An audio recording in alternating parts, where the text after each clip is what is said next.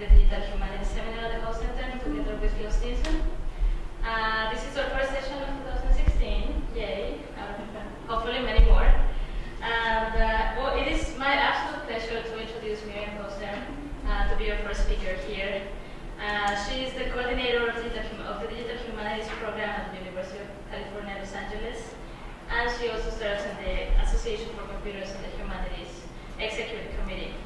As some of you would know, Miriam is the mastermind behind things like how do they make that reverse engineering approach to digital humanities projects, and the student collaborators Bill of Rights, who's been a total breakthrough for collaborating with students in digital humanities projects.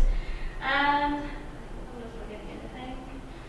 Yeah, without further ado, I give you Miriam Posner. Thank you so much for being here.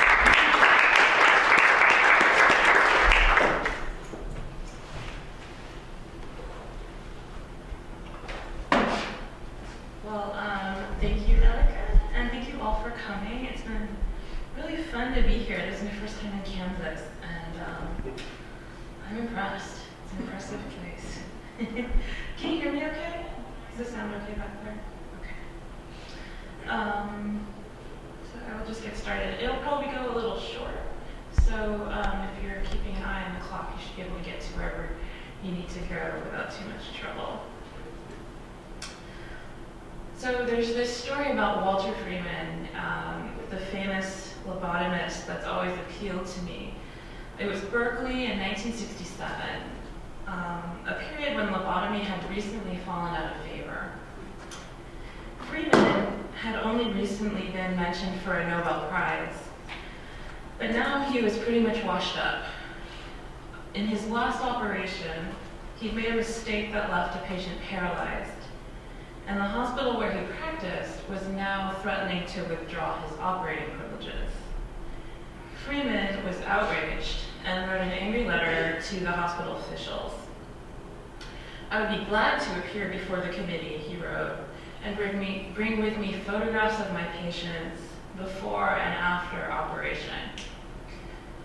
So there are a few interesting things about that story, but one thing I thought was really interesting at the time, and still do, is that it was the photographs that Walter Freeman wanted to bring to this committee as proof of his procedure's efficacy. And at the time, I thought, why would photographs be the most persuasive evidence Freeman could muster of a quite damaging neurosurgical procedure? But in fact, I learned as I researched, photographs were crucially important to Freeman and to psychiatry in general. And so the story I'm about to tell is a story about why photographs were so important and what I think that means for the history of psychiatry. So as you may know, lobotomy is a neurosurgical procedure that was practiced mostly between the late 1930s and the late 1950s.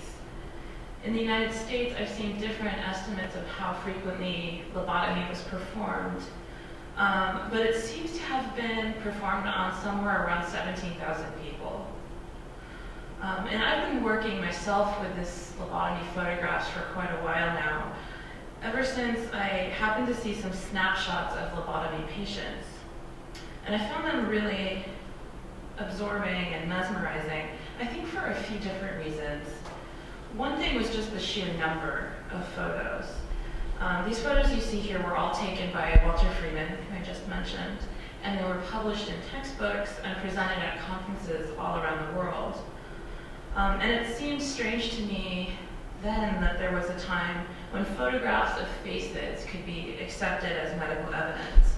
And this seemed really different to me from what could be acceptable medical evidence today. The other thing I thought was strange was that a lot of these photos just did not make sense to me as proof of an effective cure.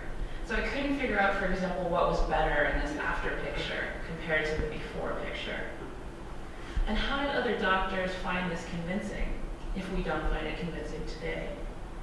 So really two mysteries about these lobotomy photographs. How could it be that photos made sense as proof in a medical setting 60 years ago, and why these particular configurations of photographs? In a way, it's a story about what we see when we look at the human face, and how two people separated by history could look at the same face and see two totally different things. And I'll argue here that while Freeman was eccentric, he was very eccentric, there's a good reason, actually, that his photographs were acceptable as medical evidence.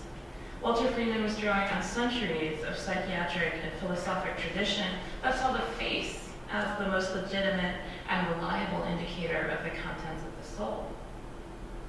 And since this is a digital humanities talk, in the final part of my presentation, I'll show you how I've used some digital methods to put these photographs in context.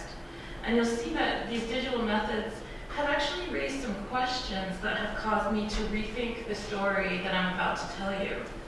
But we'll start with Walter Freeman and how lobotomy emerged in the first place.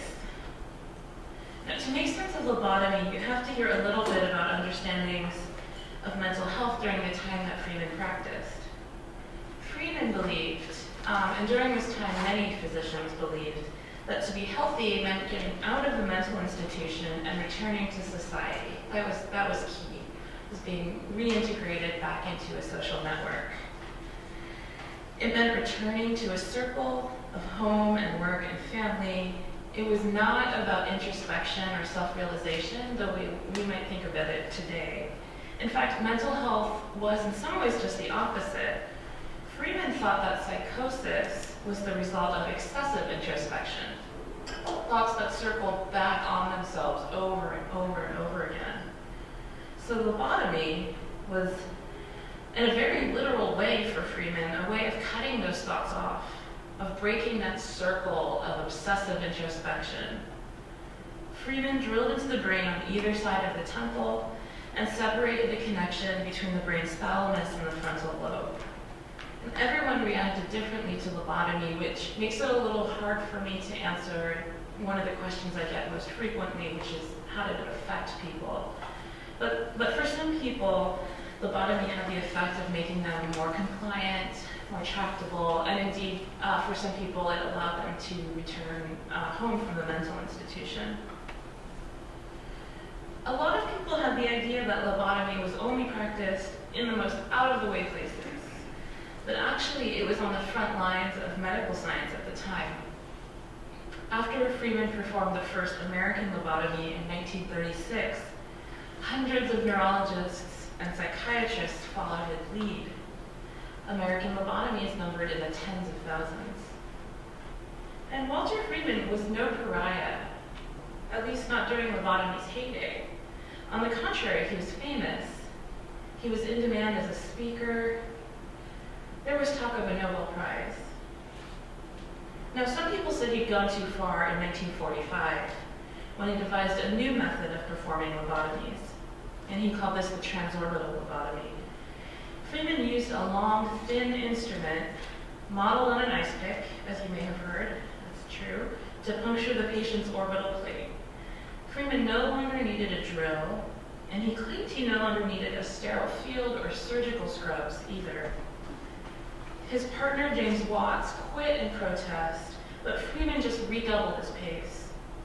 He traveled the country in a camper van, performing lobotomies, meeting colleagues, and giving lectures. In 1958, he wrote, "Time passes swiftly for me when I am on a head and shoulder hunt." August 6th, Lincoln, Nebraska, with Paul Royal, interview patient, 8 transorbital lobotomies, dinner at University Club, speech.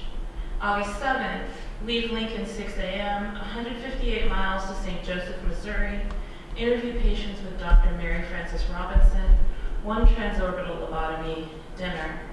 August 8th, leave St. Joseph 4 a.m., 254 miles to Cherokee, Iowa, interview patients, 25 transorbital lobotomies, talk to staff, dinner. August 9th, leave Cherokee 9 a.m., 239 miles to Independence, Iowa, interview patients, 16 transorbital lobotomies, talk to staff, dinner.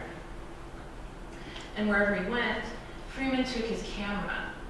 He snapped photographs of his patients as often as he could, and he called photography his magnificent obsession.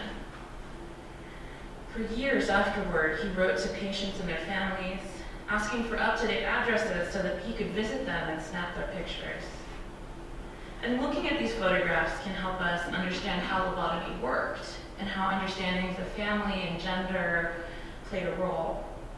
So, for example, this is the before image of case 121. You can see the caption here characterizes her before operation as forever fighting the meanest woman. And indeed, she has kind of a truculent expression on her face and no particular concessions to femininity except for the small bow. This is the immediate after picture of the same woman, 11 days after lobotomy. She giggles a lot, which could be perhaps seen as a willingness to engage in social interaction. She's smiling. From Freeman's point of view, this was an improvement because it showed someone who was, willing to make the small concessions necessary in order to interact with other people. 3 months after lobotomy, sister, you can't cook a meal, but what she gets away with half of it. And I'll talk a little bit more about lobotomy and food in a minute. But I want to just point out the ways in which she's adopted some of the trappings of conventional femininity, such as earrings and a hairstyle. And this is 17 months after lobotomy. I earned about $25 every 2 weeks. So that willingness to go back to work was crucial for Freeman because his entire epistemology of health and illness depended on one's ability to enmesh themselves in a network of other people and particularly to work. Finally, 3 years after lobotomy, refused to marry a drunkard. So this could be, almost a Hollywood glamour shot. She looks, quite feminine compared to the early picture and is also smiling.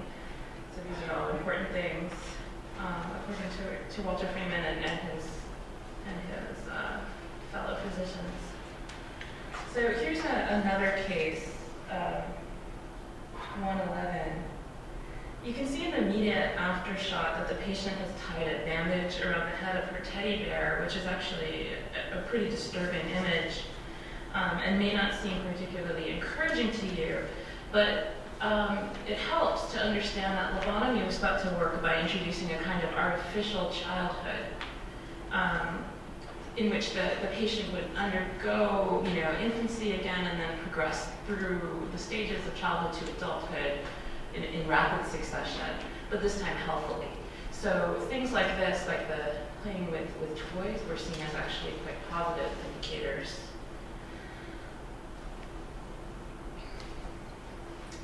As was incontinence, Freeman was just legendarily callous, and this is sort of evidence of that. Later on with her incontinence, she reminded us of the fifth little bird, the fifth little pig of the nursery rhyme. Again, that artificial childhood. The other thing I wanted to point out was that in the final photograph, this patient has put on a lot of weight, which I first found quite baffling as an indicator of success for lobotomy. It wasn't as though Freeman or physicians at the time had any special fondness for overweight patients. But when you understand how mental institutions worked at that time, the picture becomes a little clearer. Patients didn't have a lot of avenues for expressing resistance to treatment. They could be tied down, they could be submitted to any number of somatic therapies, but one of the few avenues of resistance available to them was to refuse to eat. So when a patient post-lobotomy begins to eat in excess, it's seen as, if anything, a surfeit of compliance. And that's, I think, what's happening here in these pictures of patients who have gained a lot of weight. This is just an artifact reproduced in a book from a mental patient. I quit eating until I get in an open ward. This is one of the few things that institutionalized patients could actually do to advocate for themselves. I know of no reliable study of lobotomy patients by race or ethnicity, but Freeman did believe that African Americans and Jews responded better to lobotomy. And captions like this one make it clear that racialized understandings of behavior were in fact at play. After lobotomy had transformed her from a dangerous person to a friendly helper, it reads, well, why would you want someone to be a friendly helper, except if you assume that that was the right role for her to play. So I think, a reading like this can help us figure out why Freeman's photographs do, in fact, or did look like before and after pictures at the time. Weight gain may not be seen as an encouraging sign to us now, but in the context of mental health treatment at the time, we can start to understand why it might have seemed logical then.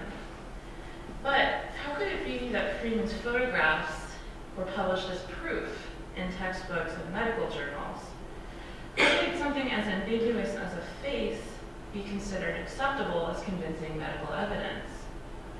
Well, to answer that question, we again have to take a detour, this time into the backwaters of the history of psychiatry. Freeman was eccentric, and there's no doubt about that, but it turns out that he stood at the end of a long line of scientists and psychiatrists who saw the face as an index of the interior. Johann Caspar Lobotomy, for example, was an 18th century theologian who believed that there was a direct relationship between the face and the soul. Lobotomy thought that since man was God's highest creation, it was man's highest calling to organize and classify the types of mankind. So the face could register the soul, or it could register the passions. And the point of all this organization, of course, was to discover the most harmonious face of all, that of Jesus Christ.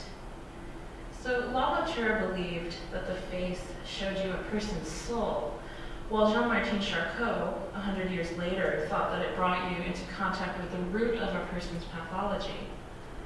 Charcot was the pioneer of a field that didn't even really have a name at the time, but would come to be called neurology. Charcot used photography as a tool of scientific scrutiny. He was particularly interested in using it, as you can just make out in this illustration, to capture the typical movements of what he identified as female hysteria. And so that accordion box here is actually, of course, a camera. Charcot had a star patient named Augustine, admitted to Charcot's hospital, the Salpêtrière, as a 15-year-old. And Augustine performed the ritual motions of hysteria again and again for Charcot's camera and for a live audience at Charcot's weekly lectures, so that Charcot could break the disease into its component parts for scrutiny.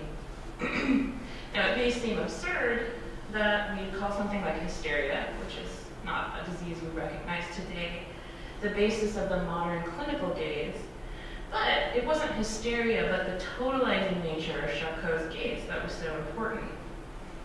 This insistence on documenting, interrogating, and photographing every part of a patient's body, and then organizing it into a kind of spreadsheet. Charcot's hospital was a performance space, interestingly, as well as a hospital. At regular weekly meetings, Charcot enlisted his patients, like Augustine, to demonstrate their pathologies, both live, and as you can just make out in this drawing of Charcot's lecture hall, using lantern slides projected on screens. So these apparatuses here are actually screens, like the one I'm pointing to, on which Charcot would present lantern slides, or the precursor to PowerPoint.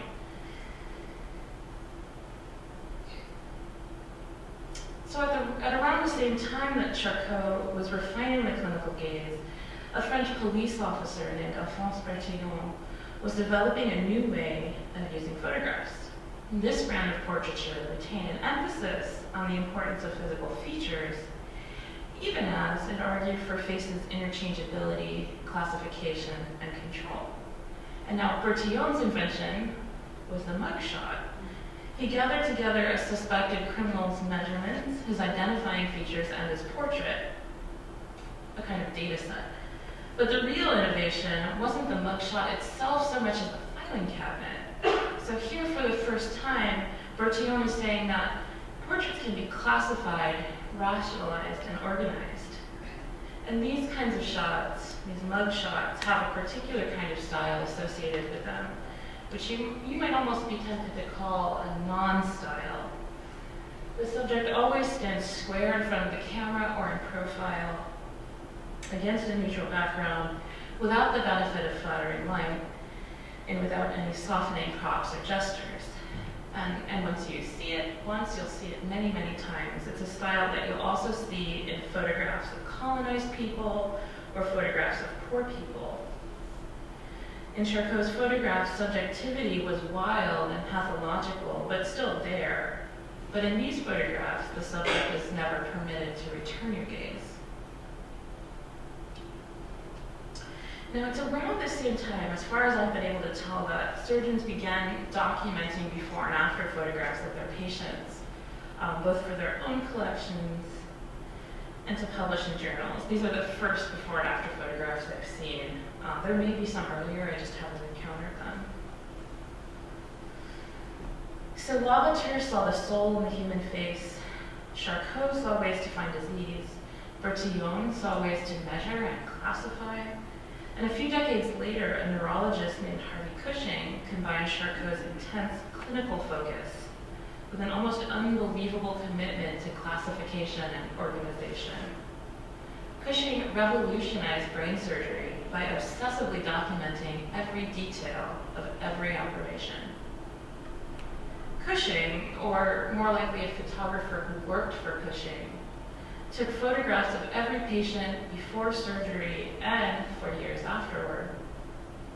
He also kept detailed case files and brain tumors and sections whenever he could. After a patient died, he would often preserve the brain. These particular specimens were contained in the basement of a building at Yale for quite a while. They were recently kind of re-excavated next door to a fallout shelter and sort of now are enshrined in the Cushing Medical History Center. So you can actually go see these tumors now. But for a long time they languished, interestingly. Cushing's photographs are really well preserved because Cushing kept the glass plates, and they're very beautiful to look at, but also hard to see, I think. Sometimes you feel that the patient isn't fully comfortable being photographed. In any case, there are thousands of these photographs. And the collection also shows us that, like Charcot, Cushing taught using lantern slides, like the one you can see here. And so in these slides, I think we can see that Cushing has established a rough equivalence between the patient's face and the root of her pathology. This is for the first time he's saying that there's a connection between what's happening on her face and in the brain itself. He's asking his students, the ones he was training, to scrutinize the patient's face for signs of disease in the tissue below. And also to calibrate those observations with things like x-rays and EKGs. So this brings us back to the real subject of the presentation, Walter Freeman. And so I hope it's clear by now that Freeman's photographic practice is not quite as unhinged as it might have seemed at first. He's inherited, in fact, this long tradition of using faces to demonstrate sanity or insanity. In fact, Freeman spent a year training at the Salpêtrière, which is Charcot's hospital, and he names Harvey Cushing as one of the inspirations for his own photographic practice. Now, Freeman styled himself a really unsentimental man of science. He had no time for Freudianism or any of that kind of psychotherapy. But his obsession with the face suggests to me that Lobotomy's particular brand of mysticism was never quite abandoned. And I find this manuscript page from one of Freeman's books particularly revealing. Freeman is talking about a visit he made to a mental institution and a trip down into the back wards where he encountered the woman who's pictured in this photograph. And he says, the slow death of the soul is betrayed in the blank, expressionless face of the completely deteriorated patient. And it's those quotation marks around the word soul that I find particularly revealing here. They remind me of what Carol Armstrong has called incommensurate semiological procedures, an acknowledgement of an epistemological mismatch between psychobiology's ostensibly dispassionate scientific method and this more mystical convention that I think still haunts psychiatry, that a face could tell you something important about a person's soul.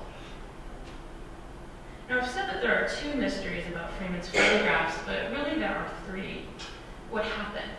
What changed so that they no longer make sense to us?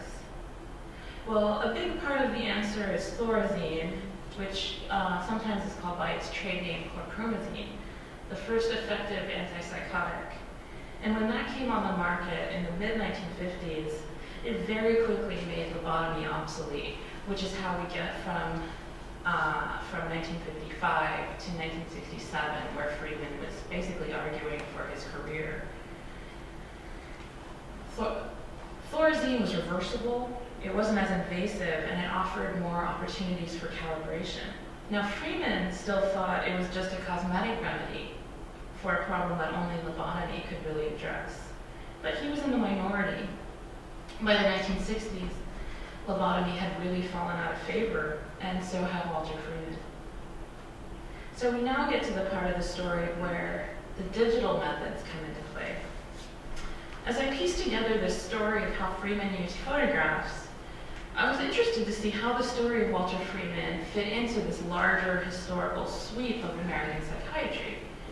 Was I right about the patient photograph rising and then declining in importance in the 20th century?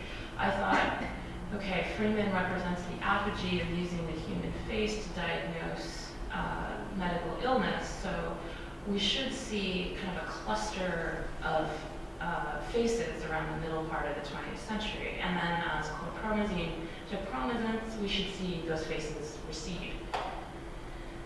Since we were dealing with a larger span of time, I turned to digital methods. I obtained PDFs of every journal article from the American Journal of Psychiatry, which is the premier psychiatric journal for most of the 20th century, and used OpenCV, a Python computer vision library, to automatically extract every image published in the journal between 1910 and 1960. And the result was about 3,000 images, a collage of which you can see here. I then hand-tagged each image using these basic categories. There were others, but these were the most common. And produced this illegible graph showing the distribution of images from 1910 to 1960. And I think there are a couple interesting things about this graph. The first is that charts and graphs, which are this sort of teal area here, have always been the favored mode of visual representation in this journal. They were always the most common.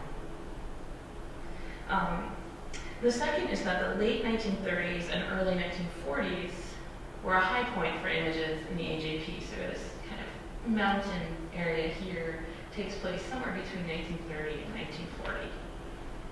Why? It's not as though the journal was publishing more, it was just publishing more images. Well, I think what was happening in this decade was that psychiatry was calibrating itself. Recall the lantern slide image from Harvey Cushing that I showed you a little earlier. Cushing's favored visual rhetoric was the juxtaposition of many forms of visual evidence, each measured and weighed against the next. So as psychiatry in the 1930s was accommodating itself to the developments of this new field of neuroscience pioneered by Harvey Cushing, I believe it measured one form of evidence against another, attempting to sort out this new episteme by understanding how one mode of evidence measured up against the other. So here's another version of this graph, and this is the one that caused me some sleepless nights. So in this version, I removed the category chart because it took so much space. and highlighted the category of patient. So this red area here is the patient photographs. And what really bugs me about this is that there aren't more patients. I was sure we'd see a rise in patient photographs around 1930 and then a steady decline, but in fact we don't see many at all. We know that physicians were photographing patients, not just Freeman, but many physicians. Physicians talked about it in their writing, and a number of historians have turned up these extensive collections of photographs amidst physicians' materials. But doctors don't appear to have been publishing these photos, at least not to any great extent. So what were they doing with them? Well, in trying to understand, I thought back to the image I showed you from Harvey Cushing's collection. It's a lantern slide, I realized. In fact, most of his images were mounted on lantern slides. And I thought back to Charcot, too. He was a showman, that was his trademark. And if you look closely again at this drawing, you'll remember the lantern slide screens that I showed you earlier. And Freeman, too. His writing about his patients was composed as lectures. I even encountered evidence of this in my work in the archive, although I hadn't noticed it at the time. These index cards that I encountered, of course, they're lecture notes. So he used his patient photographs, I think, not in journal articles, but in slideshows. In fact, lantern slide presentations have been a constant feature of almost every psychological lecture program I've looked at. Which leads me to believe that running alongside this soberly scientific visual rhetoric of journals, sort of emblematized by the chart and the graph, the emblem of data, was a much different discourse that used patients' faces and bodies as evidence. And it makes sense when you think about it. The case presentation in which a physician brings a patient on stage has been a feature of medical lectures since Charcot. Freeman's performances, I think, were extensions of that tradition. So when we talk about the history of psychiatry, I now think we have to be careful about which mode of evidence we're using to bolster our claim.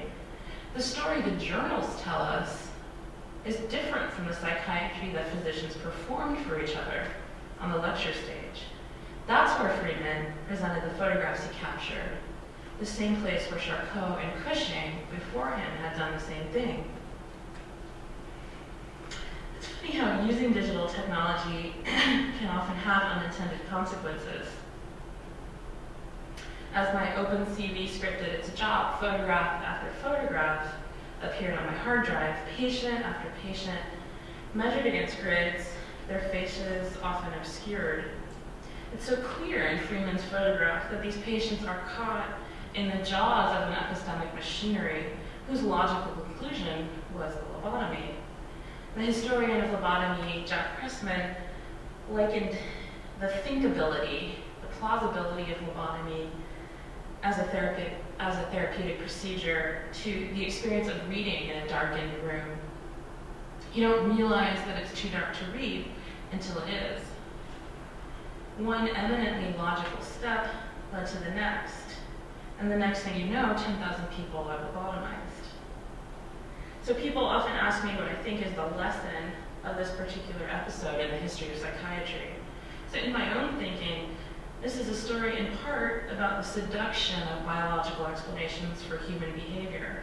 Physicians were in fact so anxious to believe that the roots of our unhappiness resided in brain tissue that they were willing to damage a brain that was to all appearances completely normal. And it's also a story, frankly, about the rhetorical power of appeals to science, a rhetoric that has always had a visual component and still does, of course. Think of the fMRI scans we encounter all the time in popular culture. How much do they function as proof, and how much simply as emblems of technologically advanced scientific inquiry? In the 70s and 80s, when people started looking at lobotomy and seeing it as a cautionary tale, the conventional wisdom was that it was a parable about science gone wrong. Freeman, in this analysis, was a wild card, unsupervised, a loose cannon, who'd managed to get outside the reach of the more sober-minded physicians, who would have put an end to this had they only known. But of course, as Jack Pressman and others have shown us, they did know. They all knew. And they participated enthusiastically. Lobotomy was quite mainstream. It's important to me that we don't understand this as a story about science gone wrong. This is a story about science. Science is, of course, what we make of it. Its priorities and methods are distinctly and sometimes tragically human. Lobotomy was popular not because doctors enjoyed hurting people, but because it worked, according to contemporary notions of what it meant for a therapeutic procedure to work. And ideas about what it meant to be sick and what a cure might look like were constructed in great detail through images as much as through words. So that's the lesson I take from this, the importance of seeing scientific images as key components of the entire rhetorical apparatus of scientific epistemologies, to understand that we're all, including physicians, trapped in our historical moment, and to remember our responsibility to rigorously pick apart the very elements of scientific discourse that we find so irresistibly compelling. Thank you.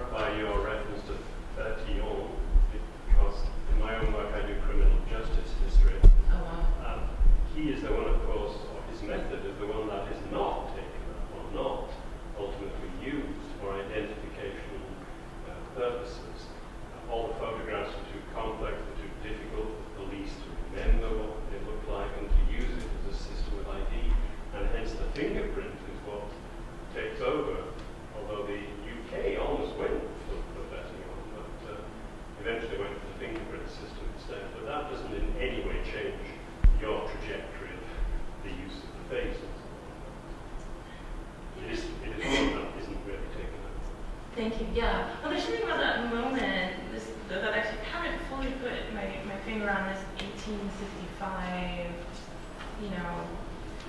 latter part of the 19th century that saw just a panoply of different methods for rationalizing and organizing faces.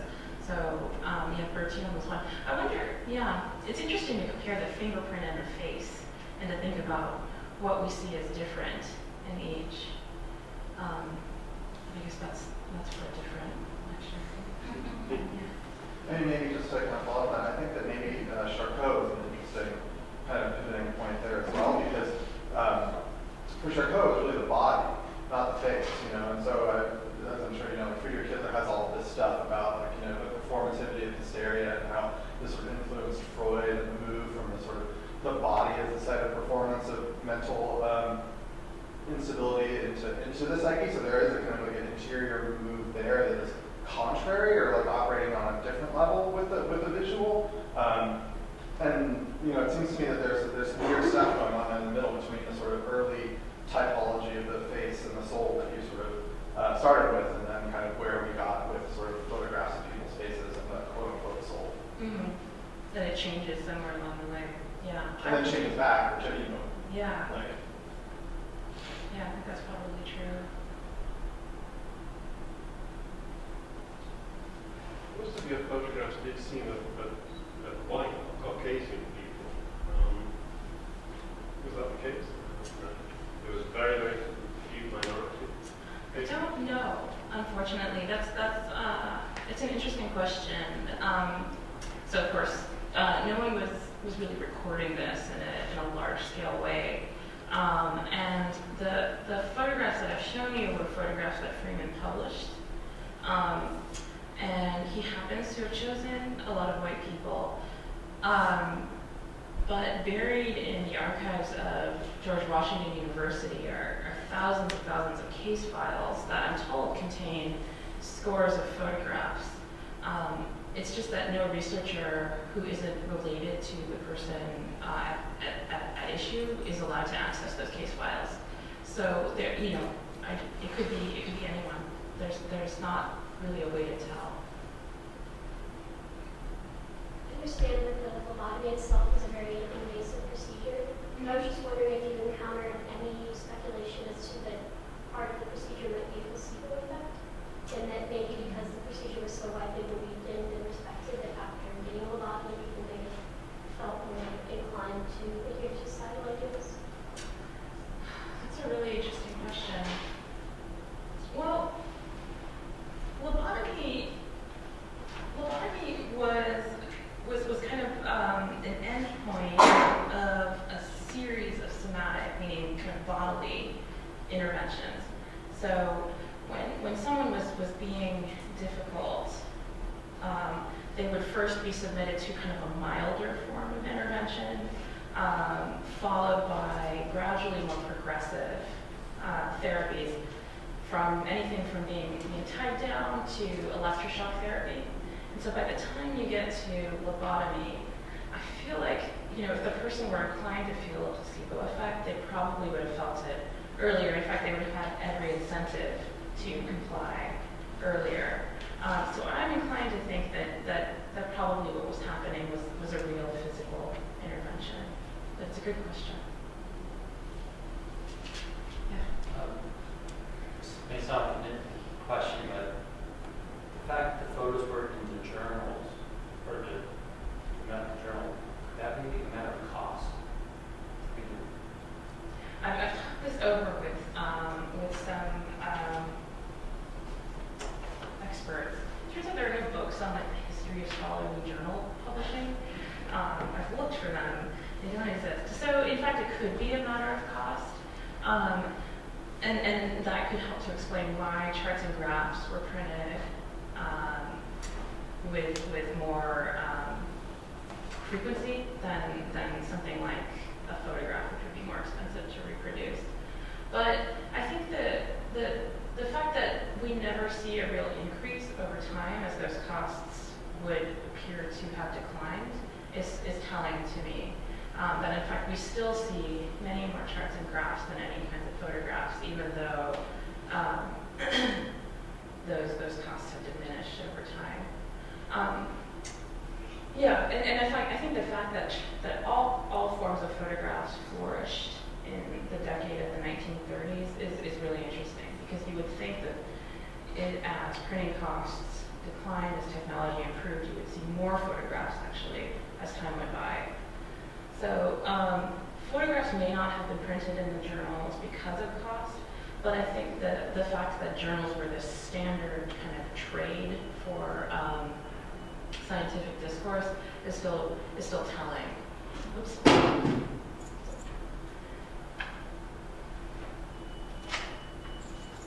Yeah. So, just jumping on that, did you find anything interesting? At one point you said something like, you were looking for a turning point or a cutoff when photographs would no longer be relevant the way that you thought they had been relevant, say from the 20s through the 60s or whatever.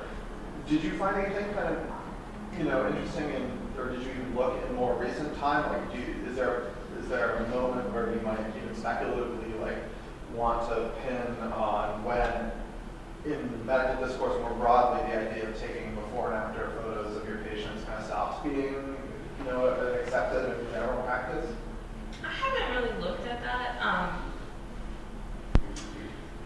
My colleague Heidi Knobloch is also a historian of medicine who looks at photographs of patients, and she's looking at that right now.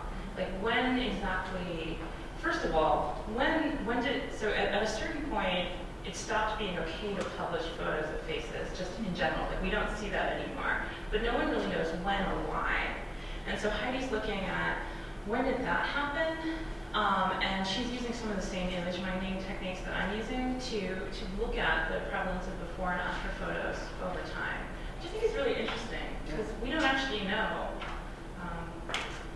So I will be watching her work closely.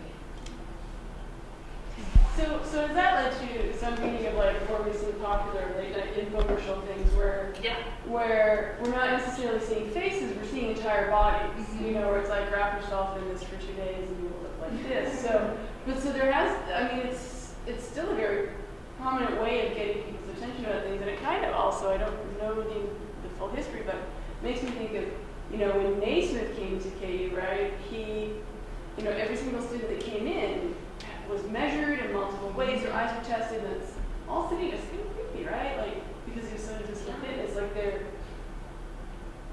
like it's just so it seems that there's a shift from looking at the face, which I think still happens a lot. People still look at faces a lot. You can tell by looking in their eyes, right? To this more popular full body image. So it seems to be it's more popular medicine, it seems, than Yeah, it's certainly not, practiced among physicians. Right. At least to my knowledge. I mean, I'm not the one who goes to their lectures, so maybe they are doing it at their lectures. I wouldn't know. Yeah. But I don't see it in medical journals. Right. Yeah, it's been fascinating, and it was just sort of a side project to trace the beginning of the before and after picture. And I really do, like, as far as I can tell, it's a post-Civil War invention with the rise of plastic surgery, Right. to show, war wounds on the face and then as corrected. But it seems to have been, at least in my archival excavations, it seems to have been particularly practiced with people who've been born with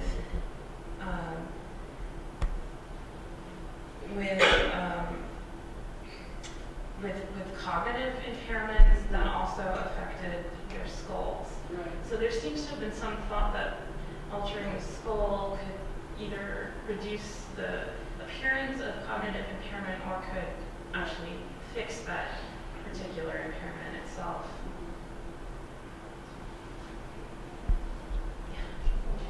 I was really struck by Freeman's diary, how many lobotomies he was doing per day. And I wonder if there's any, if you've looked at all into the location of where he was working.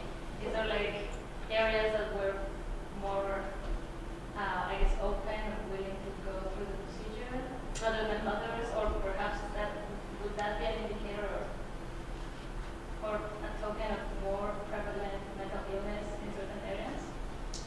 Yeah, I wondered the same thing. Like, would there be a way to track him over time and space? And in fact, part of the reason that I wondered about this is because if your name gets associated with lobotomy on the internet, people will write to you. And a lot of the emails that I get are from people whose relatives were lobotomized. Their family lore has it that their relatives were lobotomized. And these people very much want to find records from family members. So if they could just figure out where lobotomy was performed, they could find evidence of what happened to their relative.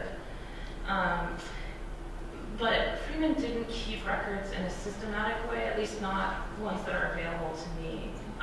We have scraps, like that vignette from that 1 month, but he doesn't seem to have kept a regular travel journal. Now, certain locations did implement things like lobotomy programs. Like West Virginia had an experiment with lobotomy, basically, where it encouraged lobotomy practitioners to come to its mental institutions and practice on their patients. So there was a higher prevalence in West Virginia, but I don't know that it was related to anything other than kind of the whims of the administrators there. Honestly, I really enjoyed this presentation. Very fascinating. I'm just trying to think of let me just ask, what's your publishing plans for this? How is this going to work? Where are you in that? Yeah, so it is a chapter in my book, which is called Depth Perception, about the history of medical filmmaking and trading in visual evidence among physicians. So that's with UNC Press, and we're currently kind of negotiating about edits. So who knows? It could be whenever. Yeah, that's the plan. I'm just thinking of how, I'm not sure it's easy or not, but when you're dealing with the photographic evidence, and you need a lot of the photographic evidence to make your case, and most journal articles are going to say, well, we'll give you, you can have 50 pictures, you need your country. Yeah. How would you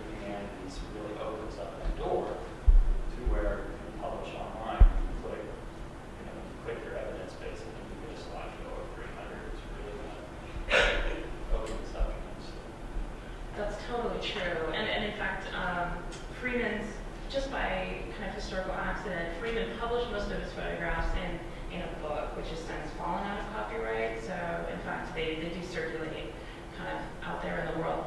It's interesting you bring that up though, because it's a dilemma that I've wrestled with a little bit, which is, you know, should these images circulate, and if so, in what form? I do present on them clearly, and I've published a few of them on the internet, but there's something about kind of the way images circulate online that has made me resistant to things like a slideshow. I think that there's an area there that's a really interesting area about like ethics and history and publishing things on the web that we haven't like worked that out quite yet. I'm not probably the right person to weigh in about it, except that something tells me that it's maybe just not quite the right thing to do. I see you nodding. Is that something you've thought about? Yeah. Well, it makes me think about the Real Faces of Australia. Oh yeah. That's a great project. But you could use it as a way, if you did want to put it out there, for people to look for evidence that their family lore is true. That is, to open it up to crowdsourcing, to have people try to self-identify, but in a way that is ethical and protects identity and things like that. So it's a fine line to the law. You know, just because it's out of copyright doesn't mean it should be put out there. Yeah. But at the same time, for people seeking that kind of evidence of that history of your family, it could lead to some. It could tell a very different story and open up a project. So it's sort of It's really interesting, and in fact, I heard from someone who was able to find photos of a relative in the archive, and just their description of what it meant to them was actually pretty powerful. Which made me think, you know, pictures, they are, like Bart said, they're messages without a code. They meant one thing to Freeman, and they mean something very different to other people. I wonder whether there was a slightly more prosaic explanation of why they put emphasis upon weight gain and so on. I mean, it could be that that is seen as a sign of health in some way. In a way today we want to go the opposite way with diet and so on to show the before and after they have to have lost weight. What in the 20s and 30s that gaining weight was actually seen as a very healthy response to a medical procedure. But anyway, my other question really was, what other ways could you have used to illustrate that lobotomy had been successful than an image of some way of a smiling, happy individuals? I mean, what other ways would there have been to illustrate that from Freeman's point of view? Yeah, both good questions. So the question about weight, that's something I've thought about too, and I would tend to agree that, you know, higher weight is a sign of great health. And of course, these mores did change over time, except that I have Freeman on record saying that he thought 180 pounds was just like a ridiculous amount of weight for a woman. So it wasn't in normal situations, at least for Freeman, like a healthy thing. It's just in these particular cases. The question about, oh God, I've just told you. What other way would you? Oh, what other ways? Yeah. Well, in fact, we know because of these graphs and charts that were published. There were a number of practitioners or clinicians who would administer simple cognitive tests for patients who had undergone lobotomy, you know, IQ tests and some activities, and then publish the data as a graph or a chart. So for some, you know, in certain cases, like in the journals, that was very persuasive. But for Freeman on the stage, and apparently for others as well, it was the faces that made the case. Do you have any sense whether there's any relationship between the types of illustration used and things like citation counts, or whether there's sort of clusters of citation networks even based on different types of illustrations? That's a great question. I don't know. I have looked at this. There's this software called Citation Space. Have you seen it? No, yeah. So, but it does do this like citation tracking over time, so that you can see clusters of networks around particular topics. Consider using it for this journal, except that Web of Science doesn't seem to go back that far. Yeah, it's getting the data. Yeah. The data is always the catch.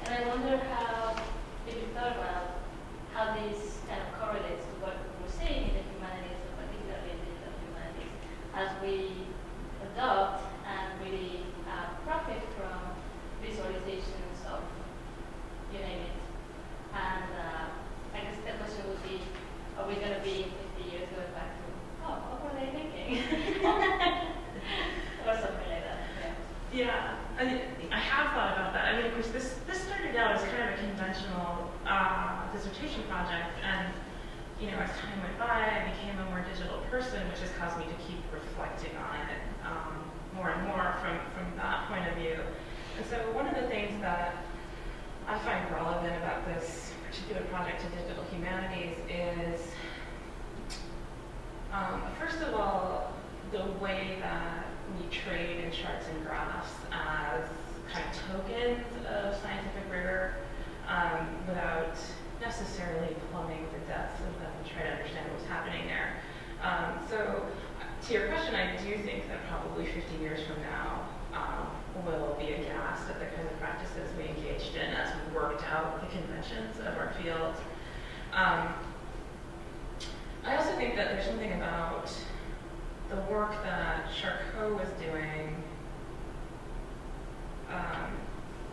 to standardize and dissect movement and the body that I find a little bit like a cautionary tale, because it makes me think about the things that we can catalog in a rigorous and computationally tractable way, and the things that we cannot. So even though Charcot saw everything, he saw everything there was to see, but he still didn't understand a human being as a human being, I think you could argue. It makes me think of The Polar Express and other like failed CGI movies that do everything to replicate the human but miss something crucial and become creepy. and so there's something about that kind of pretense to comprehensiveness or encyclopedicness that I think that we might be kind of erring on the side of in digital humanities. This notion that if we keep cataloging things and amassing more and more data, we'll get closer to the truth. But in fact, I think many times we're missing something pretty crucial in our methods and thinking. Well, and often any kind of three-dimensional computer visualization is like an emblem of scientific objectivity.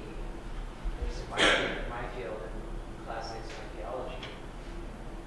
Right. You see a 3D visualization and you feel comfortable with the scholarship is professional. They must have really thought this through. Right.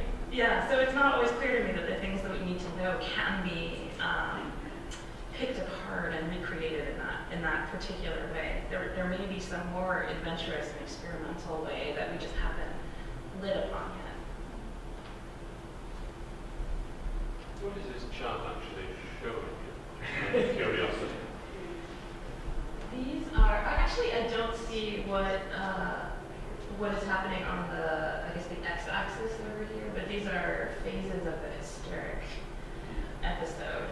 The clownish phase, the passionate phase, the delirious phase. So, but I'm not sure what's happening in the rows. That was a person who one of the scientists sort of paraded around on stage, right? So like, I mean, like people with these conditions aren't dancing monkeys, right? Like that could, it seems like that could be transactional, where it's like, okay, you're on the stage now, perform. Does that show up in the literature history that she, I mean, was she a performer? Or he was saying, here's someone genuinely displaying these phenomena. Such a good question, and it's such a perceptive question. There's a whole book about it. In fact, this question of like, who was she in relation to Charcot? Like, what was this relationship, and how do we think about that relationship? There's a book called, by Georges G.D. Uberman, and I'm forgetting the name. The Invention of Hysteria, I think it's called, all about like who was Augustine to him, and what can we tell about a person's subjectivity from this limited evidence that we have? Can we read a photograph in a different way? But I think it's like one of the great mysteries, what was happening there.